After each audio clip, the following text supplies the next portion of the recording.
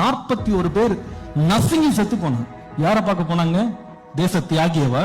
போய் இருமோ சுதந்திர போராட்டத்துல தேசத்துக்காக நின்று போராடின ஒருத்தரை பார்க்க போனானா? ஏங்க போய் நடிச்சாங்க. அவன் வெறும் நடிகன். அவன் முகத்தை பார்க்கறதுக்கு ஆணும் பொண்ணும் கை குழந்தையோட போய் நின்று குழந்தை நசுங்கி செத்து போச்சுங்க. இந்த சினிமா மோகம் எங்க கொண்டு போய் விட்டுருக்கு பாத்தீங்களா? இன்னைக்கு 41 பேர் நசுங்கி செத்து போனாங்க. யார பார்க்க போனாங்க? தேச தியாகியவா? போய் இருமோ சுதந்திர போராட்டத்துல தேசத்துக்காக நின்று போராடின ஒருத்தரை பார்க்க போனானா? ஏங்க போய் நடிச்சாங்க. அவன் வெறும் நடிகன். அவன் முகத்தை பார்க்கறதுக்கு ஆணும் பொண்ணும் கை குழந்தையோட போய் நின்று குழந்தை நசுங்கி செத்து போச்சுங்க. இந்த சினிமா மோகம் எங்க கொண்டு போய் விட்டுருக்கு பாத்தீங்களா? இன்னைக்கு மனுஷன் கொண்டு போய். எலெக்ஷன் இருக்கு, இதுக்காக நம்ம ஜெபிக்கணும். எல்லாரும் எழுமி நில்லுங்களேன். எல்லாரும் எழுமி நிற்போம். இந்த தேசத்தின் குடிமக்கள் எல்லாம் எழுந்து நிற்போம். அல்லேலூயா. எதுக்காக ஜெபிக்கணும் அப்படின்னா, கர்த்தர் இந்த தமிழ்நாட்டை உண்மையாகவே இந்த தேசத்தில் ஒரு ஆசீர்வாதமான ஒரு மாநிலமாக வைத்திருக்கிறார். பல விதத்தில் ஆசீர்வாதமான ஒரு மாநிலம் இது.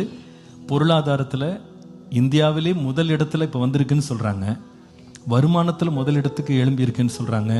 வேலை வாய்ப்பில், வசதிகளில், பாதுகாப்பில் எல்லாத்துலேயும் முதல் மாநிலமாக இது முன்னேறி வந்து கொண்டிருக்கிறது. இது உலக பிரகாரமாக மாத்திரம் இல்லை, ஆவிக்குரிய ரீதியிலேயும் இந்த மாநிலம், நம்முடைய மாநிலம் இந்தியாவுக்கே ஆசீர்வாதமாக இருக்கிறது. இந்தியாவிலேயே அதிகமான ஆலயங்கள் இந்த தமிழ்நாட்டில் தான் இருக்கு. இந்தியாவிலே. வணக்கம் தமிழ்நாட்டு மக்களே. இப்போ இந்த வீடியோவை பார்த்துருப்பீங்க. பார்க்காதவங்களுக்கு ஷேர் பண்ணி விடுங்க. ஏன்னா இவங்களாம் போலி சாமியாருங்க. ஏன்னா இந்த தமிழ்நாட்டுக்காக ஜெபிப்போம் 2026 அப்படின்னு சொன்னவர் தான் இந்த கேப்ரியல் தாமஸு. இவங்க 500 கோடி சர்ச்சை கட்டி வச்சுருக்குறாங்க. யார் பேர்லாம்? ட்ரஸ்ட்டு பேர்லையா இல்லை அவங்க பேர்லையானது கவர்மெண்ட்டுக்கு இன்றைக்கி தெரிஞ்சிருக்கும். முதலமைச்சர் விஜய் அண்ணனுக்கு இது தெரிஞ்சிருக்கும்.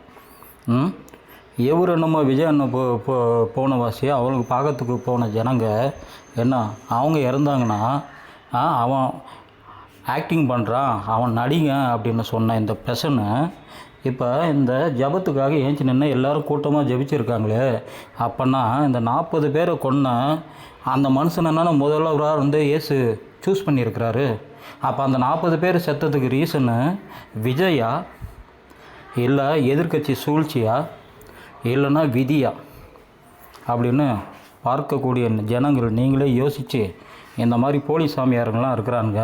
என்ன வேறு ஒருத்தன் இருக்கிறான், அவனை திருப்பி உள்ளார எடுத்துன்னு வருவேன், வச்சு செய்வேன். ஏற்கனவே என்னோடய பழைய வீடியோவில் போய் இருக்கிறான் அவன் ஒருத்தவன். ஜாதி வெறியும் சாமியார் என்ற போர்வையில் ஒழிஞ்சிக்கிட்டு சொத்தை விற்று கொடுன்னா வர விசுவாசிகள்லாம் சொத்தை வாங்கிட்டு பிச்சைக்காரனை ஆக்கிட்டு துரத்தி விட்ருவான். அவனுக்கு நெக்ஸ்ட்டு இருக்குது. அதனால் தமிழக மக்கள் என்ன டிவிக்கு தொண்டர்களை இப்போ நான் சொல்லிக்கிறதுக்கு, காவல்துறையை இந்த நபர் மேலே கரெக்டான ஆக்ஷனை எடுங்க. இந்த ஆள் கரெக்டாக சொத்தை வாங்கி தான் பேரில் போட்டுக்கிட்டானா இல்லை ட்ரஸ்ட்டு பேரில் வச்சுருக்கிறானா அப்படின்னு கொஞ்சம் செக் பண்ணுங்கள். ஏன்னா நானும் இயேசுவோட விசுவாசி.